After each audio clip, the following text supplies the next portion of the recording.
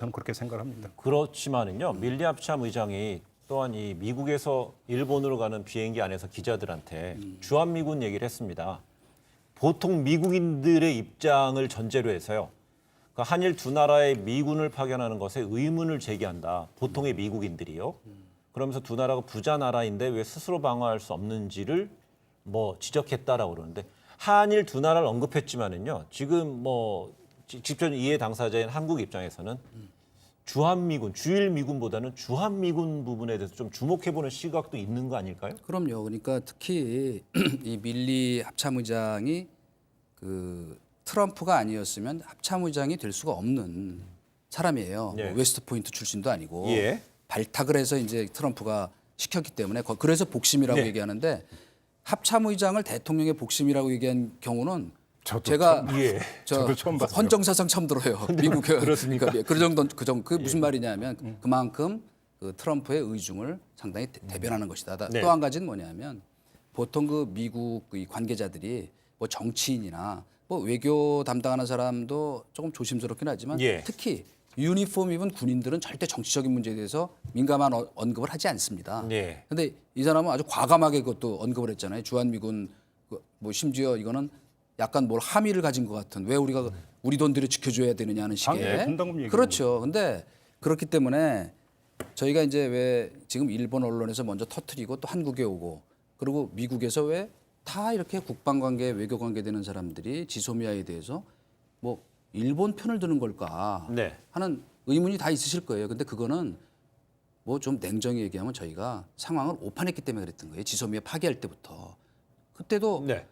제가 처음에 그렇게 얘기했잖아요. 이건 자해행위다. 저도. 네. 왜냐? 미국은 이 지소미아 파기의 문제를 한일 역사 갈등과 관계 없는 일이라고 생각해요.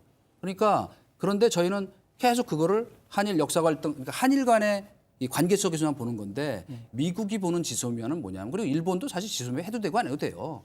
냉담하잖아요. 근데 미국이 제일 큰 관심을 갖는 것은 이것이 큰 틀에서 인도 태평양 동맹으로 네. 얘기되는 이른바 대중국 포위 전략 및 그 아시아 지역 방위 구상과 연계돼 있기 때문에 예. 이렇게 민감하게 하면서 왜 자꾸 한국이 한미일 동맹으로부터 떨어져서 북한과 예. 중국 쪽으로만 가까이 가는가 하는 의구심이 깔려 있기 때문에 미국 조야에서도 지금 과거 한일 갈등 때처럼 한국 편을 드는 목소리가 안 나오는 이유 중에 하나가 그겁니다. 그러니까 알겠습니다. 처음부터 저희가 그런 상황 판단을 약간 미스한 거예요. 예.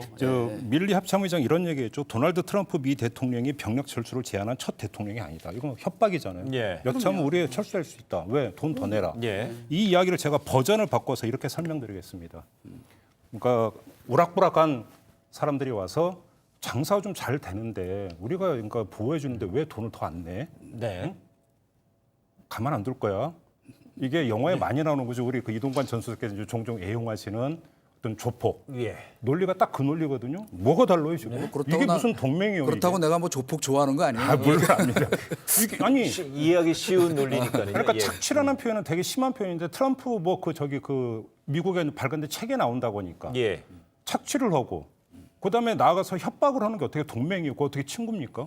이건 아니지 않습니까? 좀 예. 너무 나가는 거 아니에요? 저는 이 말씀 그래서 지금 뭐 좀 전에 말씀하신 대로 주한미군 한국을 잘 사는 나라라고 이제 지칭하면서 그 주한미군 이슈를 끄집어냈고요. 또 그런 이제 그 이면에는 방위비 50억 달러를 제시했다는 방위비 분담금 얘기 더 많이 받기 위한 뭐 협상의 하나의 전술로도 좀 보여지는데 그런데도 불구하고 이제 일본에서 이제 이런 이야기를 하고요. 한국으로 이제 들어오고 이러다 보니까 지난주에도 저희 이제 두 분 얘기했잖아요. 이게 국민 정서 부분에 대해서 좀 주목을 할 필요가 있다고 그랬는데 그래서 이제 주목되는 것이 이제 반미 감정이라는 뭐 얘기까지 확산이 되면 한미 동맹에는 분명히 예, 나쁜 악재잖아요. 근데 이제 예. 저희가 그 이 반미 감정이라는 부분에서 조심해야 된다. 네네. 또 말씀드렸던 이유는 예. 뭐냐면 이게 80년 광주나 효순이 미순이 사건 때하고는 다른 얘기예요. 이건 지금 물론 이 트럼프식 이 말하자면 동맹 다루는 법 원래 부동산 업자이기 때문에 일단 후려치고